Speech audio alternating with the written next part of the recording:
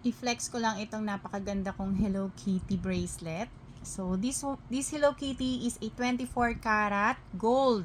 So real gold po siya. Approximately nasa 0.9 to 1 gram siya. So colored po si Hello Kitty. Pag mga colored na na 24 karat, it cost ngayon nasa 6,700 to 6,850 pesos. So, ayan. And itong ruby is a genuine ruby, guys. Okay, this one is approximately nasa 8 mm yung beads niya. Tinerno natin dito sa Hello Kitty kasi red po yung ribbon niya. So, maroon po yung ruby natin.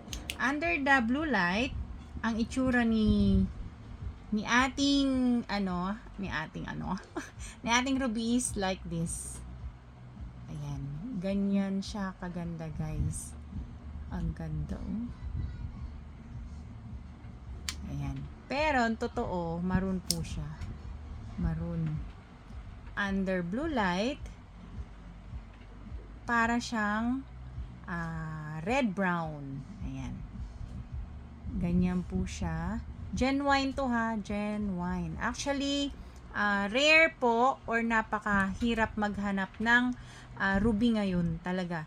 Napakadalang magkaroon ng ruby. Kaya, etong hawak kong Hello Kitty na may ruby, sobrang baba ang kuha ni Madam dito.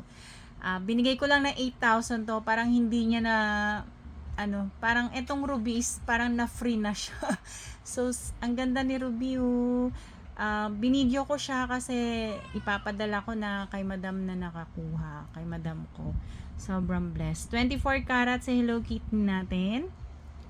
Thank you so much po sa nag-avail nito sa ating Madam. Ang tagal-tagal ko itong ino-offer pero nung nai-offer ko na para akong nanlumo. Ang ganda, guys. Sobrang nice ni Ruby. Sobrang nice. Thank you po. Bye-bye.